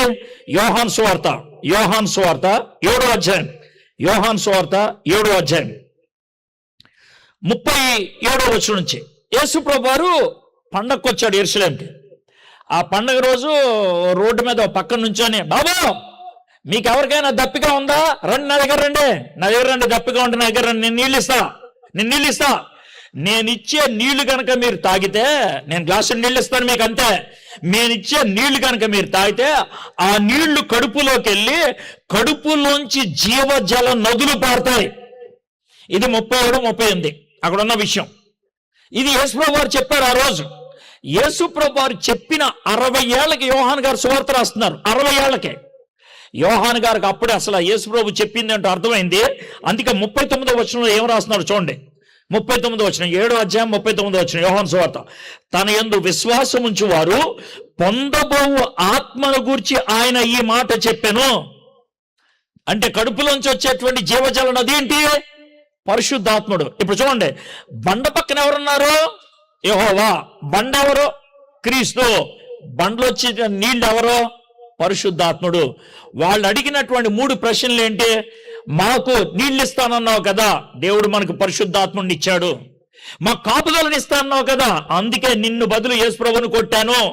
నువ్వు మాతో ఉంటా అన్నావు కదా, నేను ఎక్కడ ఉన్నాను. నేను 3 ప్రశ్నలకి జవాబులు అయిపోయినాయి. కానీ అన్యాయంగా ఆయన తిట్టారు, అన్యాయంగా ఆయన్ని ప్రశ్నించారు. ఒక విధంగా మోషే గారిని కొట్టేయడానికి రెడీగా అయిపోయారు. మన జీవితంలో చాలాసార్లు మనకొచ్చేటువంటి కష్టాలు, మనకొచ్చేటువంటి ఇబ్బందులు, మనకొచ్చేటువంటి శ్రమల్లో కాస్త ఓపిక పడితే, కాస్త దేవుణ్ణి అడిగితే, దేవుడు ఈ కష్టాల వెనకాల ఉన్నటువంటి ప్రాముఖ్యమైనటువంటి పాఠం ఏంటో ఆయన చెప్తాడు. ఆయన నా మిత్రుడు, ఆయన పేరు జేమ్స్ స్టీఫెన్. ఆయన మొట్టమొదటిసారిగా అమెరికా వెళ్ళటానికి అవకాశం వచ్చింది. నాతో ప్రార్థన చేయించుకొని వీసా అప్లై చేయడానికి వెళ్ళాడు. వీసా రాలా. 2 రోజుల్లో మళ్ళీ అప్లై చేశాడు, రాలా. చాలా దుఃఖంతో, ఏంటన్నా, దేవుడు చాలా మంది ద్వారా చెప్పాడు నేను అనేక దేశాలు వెళ్తానని, అమెరికాకి వీసా అప్లై చేస్తే రాలేదన్నా, నేను ఎక్కడికి వెళ్ళట్లేదు, ఏంటన్నా అంటే, తమ్ముడు అలా అనుకోద్దయా, దేవుడు నిన్ను వెళ్ళనివ్వట్లేదనంటే, దేవుడు వెళ్ళనివ్వట్లేదనంటే ఏదో కారణం ఉంటుంది అని అన్న. ఆయన ఢిల్లీ నుంచి విశాఖపట్నం వచ్చాడు. 2 రోజులు అయింది. లెక్క ప్రకారం ఆయనకి వీసా వస్తే 3వ రోజు అమెరికా వెళ్ళాలి. ఆయన ఏ రోజైతే అమెరికా వెళ్ళాలో ఆ రోజు వాళ్ళ నాన్నకి గుండెలో నొప్పి వచ్చింది. అయితే నాన్న గుండెలో నొప్పి వస్తే మనం లైట్ తీసుకోకూడదు అని హాస్పిటల్కి తీసుకెళ్తే డాక్టర్ గారు అన్నారంటే, బాబు నువ్వు ఎవరివయ్యా మీ నాన్నగారిని ఎలా తీసుకొచ్చావంటే, సార్ మా నాన్నగారికి ఏదో లైట్గా నొప్పి. లైట్ కాదయ్యా బాబు, బెడ్ మీద పడుకోబెట్టి ఆపరేషన్ చేస్తామని చేసి 3 స్టంట్లు వేశారు. ఆ ఆపరేషన్ అయిన తర్వాత నాకు ఫోన్ చేసి ఏమన్నాడు తెలుసా? అన్నా, నేను అమెరికా వెళ్తే ఈ గుండె నొప్పిని మా ఇంట్లో వాళ్ళు అంత సీరియస్ తీసుకునేవాళ్ళు కాదు, మా నాన్న దక్కుండేవాడు కాదు, దక్కుండేవాడు కాదు. నాకు ఇప్పుడు అర్థమైంది నాకెందుకు వీసా రాలేదు. అదే వ్యక్తికి 3 నెలల తర్వాత మళ్ళీ వీసా వచ్చింది. ఇప్పటికీ అమెరికా 4 సార్లు వెళ్ళొచ్చాడు ఆయన.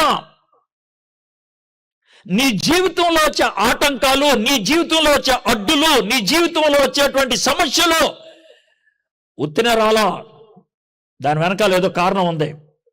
కాస్త ఆగి ప్రభువా ఏంటి కారణం అని కనుక్కుంటే దేవుడు జవాబు ఇవ్వగలుగుతాడు. 10:40 అయింది, ఒక అంశం అయింది. నేను చెప్పాను కదా, ఒకటి వివరంగా చెప్తాను, 2-3 ఫాస్ట్గా వెళ్తానని. ఫాస్ట్గా వెళ్ళిపోతాం. ఓకే, 8వ వచనం. ఏది? నిర్గమకాండం 10వ అధ్యాయం. తర్వాత నాకు బాగా నచ్చిందండి మాట. తర్వాత నీళ్లు లేవని గొడవ పడుతున్నప్పుడు నీళ్ళు ఇచ్చిన తర్వాత, అంటే ఆ సమస్య తీరింది, తర్వాత సుఖంగా పడుకోవాలి వాళ్ళు. ఓ సమస్య తీరింది, ఓ పరిష్కారం వచ్చింది, అమ్మయ్య అని రిలాక్స్ అవ్వాలా. తర్వాత అమాలేకీలు వచ్చి రెఫదీములో ఇశ్రాయేలుతో యుద్ధం చేయగా, నాకు ఎందుకు బాగా అనిపిస్తుంది తెలుసా మన దేవుడు? ఏమంటే నీళ్లు లేని టైంలో రెఫదీములో అమాలేకులు వస్తే ఏమైండేదో అలా చేయలే దేవుడు. ముందు నీళ్ళు ఇచ్చాడు, వాళ్ళు అమ్మయ్య అన్నప్పుడు ఇంకోటి తీసుకొచ్చాడు. ఎలా ఉంటుందంటే మనం అప్పుడప్పుడు ఇంటర్వ్యూకి వెళ్ళినప్పుడు ఫస్ట్ రౌండ్ అయిన తర్వాత సెకండ్ రౌండ్ అయిన తర్వాత థర్డ్ రౌండ్ బాగుంటుంది. రౌండ్లు పెరిగే కొద్దీ మనం గమ్యానికి దగ్గర అవుతూ ఉంటాం. గుర్తుపెట్టుకోండి, క్రైస్తవ జీవితం బెడ్రూమ్ కాదు, క్రైస్తవ జీవితం బ్యాటిల్ రూమ్. ఒక యుద్ధం అయిన తర్వాత ఒక యుద్ధం, ఒక సమస్య అయిన తర్వాత ఇంకో సమస్య, పోరాడుకుంటూ వెళ్ళిపోతాం. కానీ పడుకునే బ్యాచ్ కాదు మనం. దుప్పటి కప్పుకొని పడుకున్నావు అంటే నువ్వు విశ్వాసవు కాదు. శోధన వస్తుంది, శ్రమలు వస్తాయి, ఛాలెంజెస్ వస్తాయి, కష్టాలు వస్తాయి. The more you fight the higher you will be going. సరే, మోషే యెహోషువతో మన కొరకు మనుషుల్ని ఏర్పరిచి వారిని తీసుకొని బయలు వెళ్ళి అమాలేకీయులతో యుద్ధము చేయము. రేపు నేను దేవుని కర్రను చేతబట్టుకొని ఆ కొండ శిఖరం మీద నిలిచెదను అనెను. అయ్యగారు ఏంట్రా యెహోషువ? అయ్యగారు అనయా ఏంటి యెహోషువ? అన్నయ్య నువ్వు కొంచెం తొందరపడుతున్నావేమో. ఏంట్రా తొందర ఏంట్రా? అన్నయ్య మరి ఎర్ర సముద్రం దగ్గర నీకు గుర్తుందో లేదో యెహోవా దేవుడు ఏమన్నాడు రా అన్న? అందుకే నువ్వు మతి మరిపి ఎక్కువైంది కాదురా. ఏమన్నాడు చెప్పు? యుద్ధము నాది అన్నాడు కదా, ఓరకుండి రక్షణ చూడండి అని అన్నాడు కదా. మరి మనం ఎందుకన్నా యుద్ధం చేయటం? మనం కాముకుందాం, దేవుడు చేసుకుంటాడులే. అది యెహోషువ చెప్పాల్సిన జవాబు. నాయనా అలా కాదురా. 2 రకాలైన యుద్ధాలు ఉన్నాయిరా. కొన్ని మనం చేయాల్సిన యుద్ధం, కొన్ని దేవుడు చేయాల్సిన యుద్ధం. దేవుడు చేయాల్సిన యుద్ధం మనం చేయకూడదు, మనం చేయాల్సిన యుద్ధం దేవుడు చేయడు. అన్నా ఈ రెండాట్లకి తేడా ఏంటన్నా? ఉంది తేడా. బయట నుంచి వచ్చే యుద్ధం దేవుడు చేయాలి, లోన్ నుంచి వచ్చే యుద్ధం మనం చేయాలి. బయట నుంచి వచ్చే యుద్ధం దేవుడు చేయాలి, లోన్ నుంచి వచ్చే యుద్ధం మనం చేయాలి. సార్ మీరు ఏం చెప్తున్నారు నాకు అర్థం కావట్లేదు సార్. చెప్తా. పొద్దున్నే 5 గంటలు లేవాలి, అలారం పెట్టుకున్నావు. అలారం మోగేటట్లు చేసే దేవుడు, అలారం మోగిన తర్వాత లెగిసేటట్లు చేసే నువ్వు లేకుండా దాన్ని నొక్కేసి పడుకొని ఎందుకు ప్రభా నన్ను లేపలేదంటే నేను ఏం చేయను దానికి? మీకు అర్థం కదా సార్? బయట దేవుడు చూసుకుంటాడు, లోన ఏం చేస్తాడు? గుర్తుపెట్టుకోండి, దేవుడు చేయాల్సిన దేవుడు చేస్తాడు, నువ్వు చేయాల్సిన నువ్వు చేయాలి. ప్రభా నేను ఇలాగే ఉంటాను, నన్ను ఆత్మీయంగా ఎదిగించానంటే చేయడేనా? అలా జరగదురా. నువ్వు వాక్యం చదివి ధ్యానం చేస్తే, ప్రార్థన చేస్తే ఎదుగుతావు. ప్రభా నాకు శోధనలు ఎక్కువ వస్తున్నాయి ప్రభా, తప్పించే ప్రభా అని అంటే, అరే శోధన జయించాల్సింది నువ్వే, గుర్తుపెట్టుకో.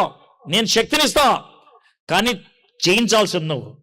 కాబట్టి కొన్ని మనం దేవుడికి అప్పచెప్పేసి ఊరుకోం. మీలో చాలా మంది నా దగ్గరికి ప్రార్థనకి అలాంటి ఆటలతో వస్తారు. నాకు అందుకే చిరాకు వస్తుంది. ఎలా అంటే, ఇప్పుడు ఈ అయ్యగారు ఉన్నారు, అయ్యగారు వచ్చి సార్ మీ పేరెంట్ సార్ స్టీఫెన్ గారు నా దగ్గరికి వచ్చి, ఎడ్వర్డ్ గారు నాకు బాగా ఆకలేస్తుంది కానీ మీరు కొంచెం భోజనం చేయండి అంటే ఎలా ఉంటుంది? ఏంటి సార్ అలా నవ్వుతున్నారు? అలా అనొచ్చా? ఎందుకు అనకూడదా? సార్ ఆయన ఉన్నాడంటే ఎడ్వర్డ్ గారు నాకు బాగా ఆకలేస్తుంది, మీరు అన్నం తినంటే బాగుంటుందా? ఆ సిస్టర్ గారు బ్రదర్ నాకు బాగా తలనొప్పి ఉంది, కొంచెం మీరు జండు బాంబు రాసుకోండి అంటే ఎలా ఉంటుంది? మీ తలనొప్పికి నేను జండు బాంబు రాసుకునేదండి? మీ తలనొప్పికి నేను జండు బాంబు రాసుకునేదండి సార్? మీ తలనొప్పికి మీరు రాసుకోవాలా? మీకు ఆకలిస్తే మీరు అన్నం తినాలా? మీరు అడిగే ప్రార్థనలు ఏంటి చెప్తాను నేను. ఇప్పుడు ఈ 2.5 నవ్వు వచ్చింది కదా మీకు. బ్రదర్, నేను ఆత్మీయంగా ఎదగాలనుకుంటున్నాను, కొంచెం ప్రార్థన చేయండి సార్. మరి దీన్ని ఏమంటారు? మీరు ఆత్మీయంగా ఎదగడానికి నేనేం చేయనురా? రెండోది, బ్రదర్ శోధనలు బాగా ఎక్కువైనాయి, కొంచెం ప్రార్థన చేయండి అంటే, మీకు శోధనలు వస్తే నేనేం చేయను? అది ఎలా ఉందంటే, నాకు తలనొప్పుకొని సార్ కొంచెం జడ్డు బాబు రాసుకోండి సార్ అన్నట్లు ఉంటుంది. యేసు ప్రభు అంతటోడే గెత్సెమనే తోటలో పేతురు, యోహాను, యాకోబు నిద్రపోతా ఉంటే, లెగండ్రా నేను మోకరించాను, నేను ప్రార్థన చేస్తాను, ఇంకా జీవితంలో ఎప్పుడు పడుకోరా అన్నా. మీరు పాపం శోధనలో పడిపోకుండాన్నట్లు మెలకుగా ఉండే ప్రార్థన చేసుకోండి అన్నాడుగా. నేను చేస్తానన్నాడు ఆయన. యేసు ప్రభు అంతటోడే మీరు ప్రార్థన చేసుకుంటారా అంటే నన్నెవడ నువ్వు అడగడానికి? బుర్రలేదా మీకు? అయితే మన దగ్గర కొంతమంది పనికిమాలిన పాస్టర్లు ఉంటారు, అంటే కొంతమంది, అందరు కాదు. ఈ పనికిమాలిన పాస్టర్లు ఎవరో చెప్తాను నేను, బ్రదర్ నాకు శోధనలు ఎక్కువైనా ప్రార్థన అవునా, కొబ్బరి నూనె తెచ్చుకో, నేను ప్రార్థన చేస్తాను, ఇంక నీకు శోధనలు రావు. మరి ఆడిని ఏమన్నా సార్ అండి, ఆడి బట్టలు ఓడబీకి కొట్టాలండి. ఎందుకంటే మళ్ళీ పాస్టరు. అర్థమైందా? బ్రదర్ నేను ఆత్మీయంగా ఎదగాలనుకుంటున్నాను అని అంటే, అవునా, 6 అరటిపళ్ళు తెచ్చుకో, ప్రార్థన చేస్తాను, రోజుకి పొద్దునోటి సాయంత్రం 1 అరటిపళ్ళు వేసుకో, ఆత్మీయంగా ఎదిగిపోతాం. ఏమనాలండి? ఏమనాలా? మీరు నవ్వద్దు, అలాంటి పాస్టర్లే పిలుస్తారు ఎక్కడికి మీరు.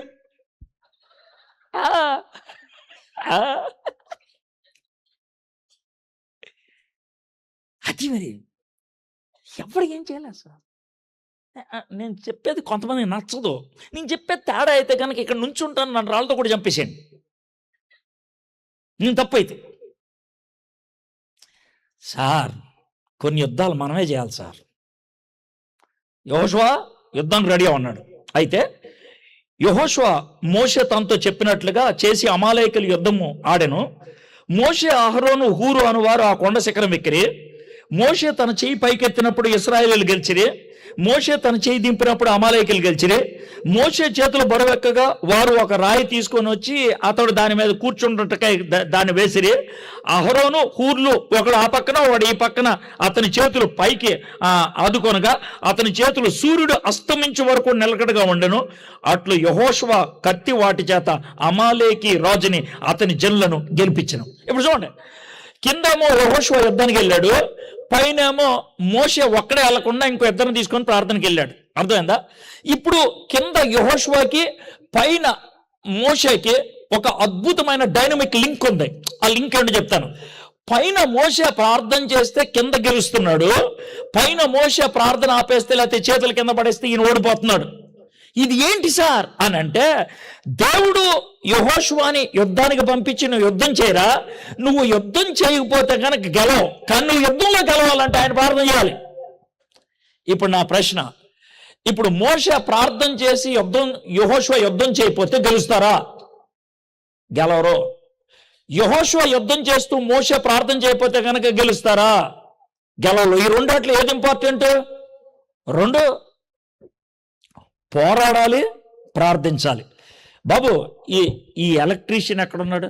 నువ్వు ఉన్నావు బాబు, ఒకసారి జాగ్రత్తగా ఉండే, ఒకసారి అలా ఉండే తమ్ముడు, మంచోడు, నువ్వు చాలా మంచోడు.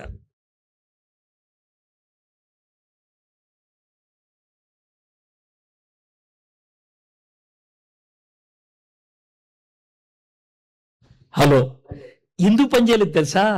నా దగ్గర స్విచ్ ఉంది, దాన్ని ఆపేశా. ఈ స్విచ్ ఆపేస్తే పని చేయదు. ఇంకో మాట చెప్పంటావా తమ్ముడు, నీ దగ్గర కూడా స్విచ్ ఉందా? నీ దగ్గర ఆపేస్తే కూడా అయిపోతుందిగా. మనవాడి దగ్గర కూడా స్విచ్ ఉందంట. దీనికి 2 స్విచ్లు, ఒక స్విచ్ నా దగ్గర ఉంది, ఒక స్విచ్ ఆయన దగ్గర ఉంది. ప్రార్థన అనేది ఒక స్విచ్, పోరాటం అనేది ఇంకో స్విచ్. 2 స్విచ్లు ఆన్లో ఉంటే కనుక గెలుస్తాం. వాడు చేసి వాడు మానేస్తే కనుక గెలవం. మీలో కొంతమంది ప్రార్థన చేస్తా దేవుడు చూసుకుంటాడులే, ఇదే ప్రార్థన చేసి దేవుడు చూసుకుంటాడు అంటే కనుక ఆడు మొహం పగులుతుంది. రెండో పని ఏంటి చెప్పంటావా? ప్రార్థన చేయకుండా వెళ్తే కూడా వాడు మామూలుతుంది. మీకు అర్థమైంది కదండి? ఇంతకంటే క్లారిటీ కావడం చెప్తాడండి. అరే ప్రార్థన చేయాలి, పోరాడాలి, ఇదండి వార్. ఇక చివరికి వచ్చేద్దాం, 14 వచ్చాం.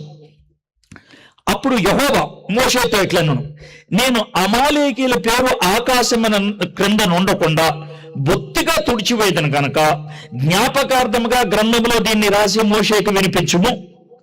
ఈ మాట విన్నప్పుడు నాకు కొంచెం కోపం వచ్చిందండి. కోపం వచ్చి దేవుడితో ఇలా అందాం అనుకున్నా. అన్నాను కూడా, దేవా అమాలేకీలను నువ్వు సృష్టించావా? లేదు. నేనే సృష్టించా. అమాలేకీలు పుట్టడానికి కారణం నువ్వేనా? కాదు, నేనే. మరి అమాలేకీలు నువ్వు పుట్టించి ఘోరంగా ప్రతి ఒక్కరిని చంపేస్తానంటే ఏమనాలయా? అయ్యా నేను చంపేస్తానన్న మాట కరెక్టే, కానీ వెంటనే జరగదయ్యా. అంటే వెంటనే అంటే 10 రోజులు అవుద్దా? 15 రోజులు కాదయ్యా. అంత మరి కంగారు పడకండి, చాలా టైం ఇచ్చాను నేను. ఎంత టైం ఇచ్చావు? చాలా టైం ఇచ్చానని చెప్తున్నానా? ఇచ్చాను నేను, చాలా టైం ఇచ్చాను. ఇది జరిగింది ఎప్పుడు తెలుసా? ఏది వీళ్ళ పేరు కొట్టేయి అని జరిగింది ఎప్పుడంటే క్రీస్తు పూర్వం 1447.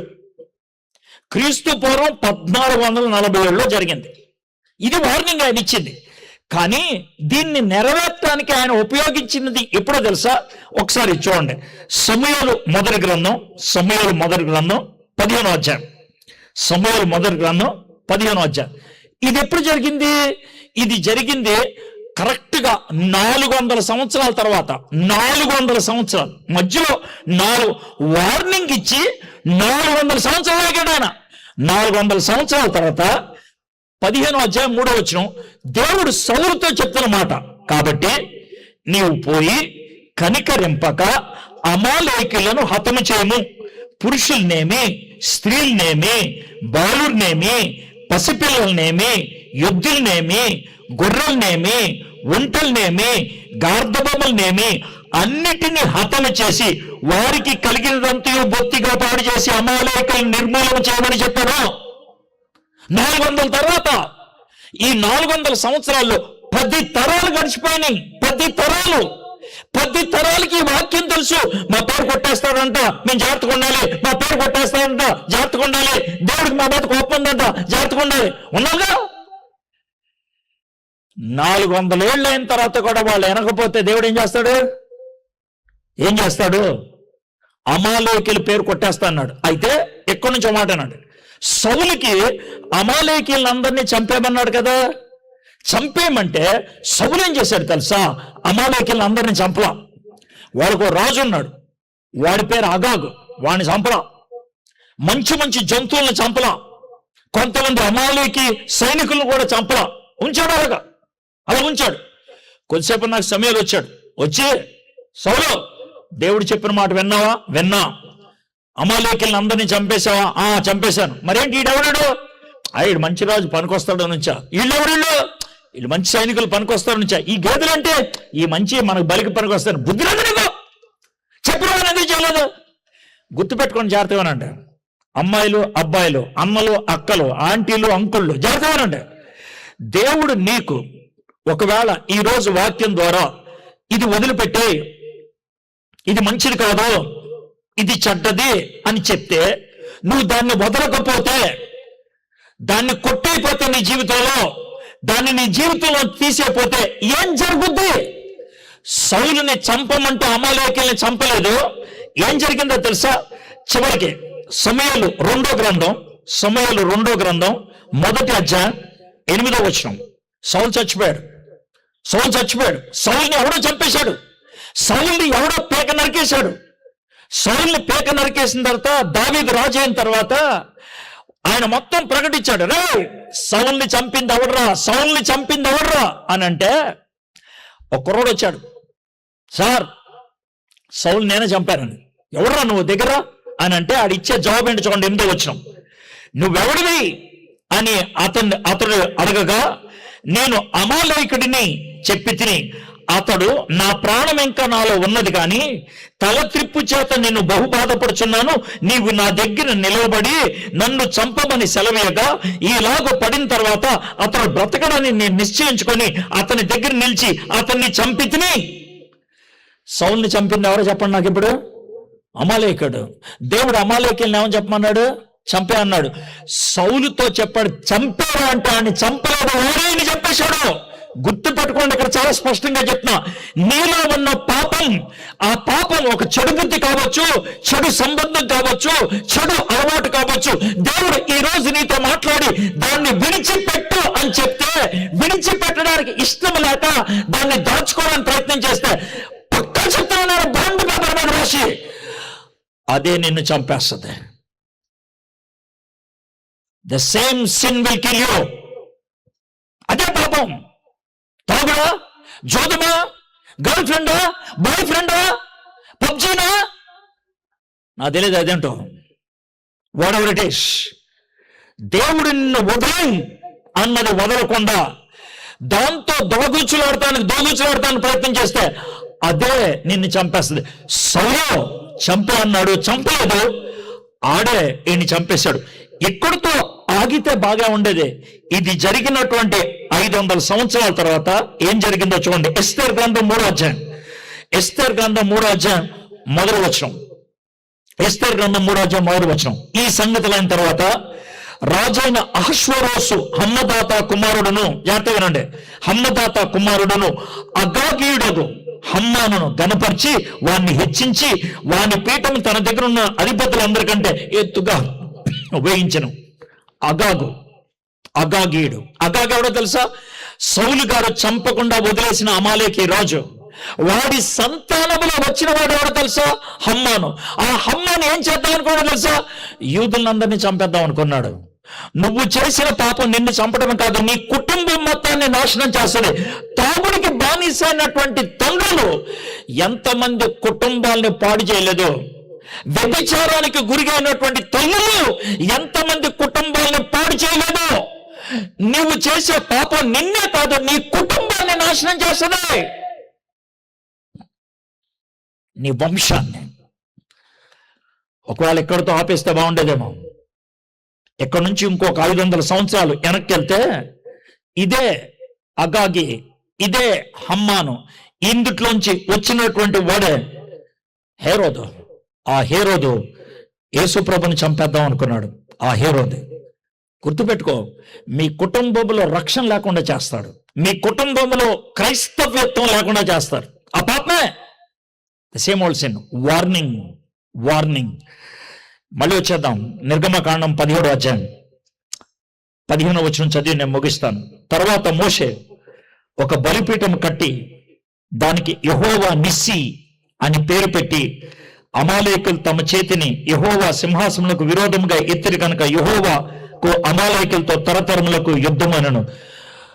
మోషే ఒక జెండాను పాతాడు. ఆ జెండాలో ఏమని చెప్తున్నాడో తెలుసా? మా జీవితంలో వచ్చినటువంటి వాటర్ సమస్య అయినా, మేము గెలుచుకున్నటువంటి అమాలేకీల పైన యుద్ధమైనా, దేవుడు మా మీద ఉన్నటువంటి ప్రేమతో, కృపతో, కనికరంతో మాకిచ్చినటువంటి వార్నింగ్ అయినా దేవుడిదే. దేవుణ్ణి ఆరాధిస్తాను. I will worship God, I will declare the name of God. నా దేవుడు అన్ని విషయాల్లో ఘనత చెందినటువంటి వాడు. వర్షిప్ చేశాడు మోషే. నీళ్లు లేవు, దేవుడు అనుగ్రహించాడు, వర్షిప్. యుద్ధానికి వెళ్ళాం, గెలుపునిచ్చాడు, వర్షిప్. పాపం చేస్తే ఊరుకోను, దాన్ని శిక్షిస్తాను, మీ ఫ్యామిలీ మొత్తాన్ని, కుటుంబం మొత్తాన్ని లేపేస్తాను, వార్నింగ్ ఇచ్చాడు. అది దేవుడి యొక్క హోలీనెస్. వర్షిప్. మై ఫ్రెండ్స్, ఈ రాత్రి ఈ 17 వచనాల్లో విన్నటువంటి భాగంలో ఏ భాగం నీకు వర్తించింది? I don't know. నీలో ఉన్నటువంటి కష్టాలను బట్టి గొణిగావా, సనిగావా, దేవుడు లేడు అని నువ్వు మనసులో అనుకున్నావా? తప్పొప్పుకో. ఐఎమ్ సారీ లార్డ్ అంటానికి ప్రయత్నించాయి. నీకొచ్చిన శోధనలు, నీకొచ్చిన యుద్ధాలు దేవుడు గెలుచుకుంటాడులే అని దుప్పటిగప్పుగా పడుకున్నావా? వాక్యం చదువు, ప్రార్థన చేయి. శోధనని ఎదుర్కోవడానికి సాయశక్తిలా నువ్వు సన్నద్ధుడివై నిలబడు. మూడోది, దేవుడు ఈ రాత్రి నీకేమైనా తప్పు చూపించాడా, పాపాన్ని చూపించాడా, నీలో ఉన్నటువంటి కష్టానికి కారణం ఇదని చూపించాడా? ఈ రాత్రి ఉన్నట్లుండే ప్రభా, I want to confess and I want to leave. నేను ఒప్పుకొని దాన్ని విడిచిపెడతానికి ఇష్టపడుతున్నాను ప్రభా అంటావా? దాన్ని దాచుకొని నీతో పాటు మరణాన్ని తీసుకెళ్తావా? It's your choice. నీ ఎంపిక. ఆలోచించండి. తలంచండి, కళ్ళు మూసుకోండి, చిన్న ప్రార్థన చేసుకుందాం. ఒక్క నిమిషం పాటు విన్నటువంటి వాక్యాన్ని తలపోసుకుంటూ, ఒకసారి విన్నటువంటి వాక్యాన్ని తలపోసుకుంటూ ఒకసారి మీ జీవితం గురించి ఆలోచించండి. Think about your life. ఇందులో ఏ భాగం నా జీవితానికి వర్తిస్తుంది? ఎస్, మీరు కష్టాల్లో ఉన్నారు. ఎస్, మీరు తట్టుకోలేనటువంటి బాధల్లో ఉన్నారు. ఎందుకు వచ్చింది ఆ బాధ? దేవుడితో వాదిస్తూ మొదలు పెడతావా? దేవుడి ముందు గొణుగుతున్నావా? దేవుడు లేడని ఒక తీర్మానం తీసేసుకున్నావా? ఈ రాత్రి దేవుని దగ్గర, ప్రభా నన్ను క్షమించు, నేను నీతో వాదించలేను ప్రభా, నన్ను క్షమించు, నువ్వు నాతో ఉన్నావు, నువ్వు నాకు సహాయం చేస్తావు ప్రభా. ఈ శోధన ఎందుకు వచ్చింది, ఈ కష్టం ఎందుకు వచ్చిందో నాకు తెలుసు ప్రభా. తప్పు అయిపోతే కనికరాన్ని కోరుకుంటాను, తప్పు ఆపడానికైతే కృపను కోరుకుంటాను, కిరీటాన్ని ఇవ్వడానికైతే నీ సన్నిధి కోరుకుంటాను ప్రభా. నా జీవితంలో యుద్ధాలు ఉన్నాయి. Yes, I have wars. శోధనలు ఉన్నాయి. ఏదైతే చేయకూడదు అనుకున్నానో అదే మళ్ళీ మళ్ళీ వచ్చి నిలబడుతున్నా ముందు. It's a war. ఏది చేయాలనుకుంటున్నానో చెయ్యలేకపోతాను. It's a war. ఆ వార్లో నీ శక్తి నాకు కావాలి ప్రభా. When I pray you will give me the strength to win like Joshua. ప్రభా, నా జీవితంలో అమాలేకి లాంటి పాపం ఏదైనా ఉందా? ఇప్పుడే దాన్ని విడిచిపెడుతున్నాను ప్రభా. I want to leave it. దాని శాపం నా మీద కానీ, నా కుటుంబం మీద కానీ, నా వంశం మీద కానీ పడకూడదు ప్రభా. Can we pray like that? మా దేవా, మా ప్రభా, ఈ 3 రోజుల మీటింగ్లో ఇది మొదటి రోజు నాయన. ఈ మీటింగ్స్ ఇంకా 2 రోజులు కొనసాగుతాయి. నీ దాసులు వస్తారు, మాట్లాడతారు. శక్తివంతమైన వాక్యం బోధించబడగలిగినట్లు సహాయం చేయండి. ఒక వాక్యపు పునాది ఈరోజు పడింది ప్రభా. ఆ పునాది మీద చక్కగా కట్టుకోవడానికి సహాయం చేయండి ప్రభా. ఈరోజు ఉన్నటువంటి వాక్యం ఇక్కడ ఉన్నటువంటి ప్రతి ఒక్కరికి అర్థమైందని నేను నమ్ముతున్నాను ప్రభా. అర్థమయ్యేటట్లు పరిశుద్ధాత్ముడు చేశాడని నేను నమ్ముతున్నాను ప్రభా. విన్న వాక్యాన్ని, అర్థం చేసుకున్న వాక్యాన్ని తమ జీవితంలో పాటించటానికి, దాన్ని తమ జీవితంలో అన్వయించుకోవడానికి మీరు దయతో కృప చూపించండి ప్రభా. ప్లీజ్ ప్లీజ్, అవిధేయత చూపించి నీ కోపాన్ని మీద తెచ్చుకోకుండా ప్లీజ్ సహాయం చేయండి ప్రభా. ఇక్కడ వాక్యం విన్న ప్రతి ఒక్కరూ ప్రభా పరలోకంలో ఉండాలని ఆశిస్తున్నాను ప్రభా. ప్లీజ్, పరలోకంలో ఉండాలి ప్రభా. పరలోకంలో ఉండాలి. నీ కృపకు పాత్రులు అవ్వాలి ప్రభా. నీ కనికరాన్ని చవి చూడాలి ప్రభా.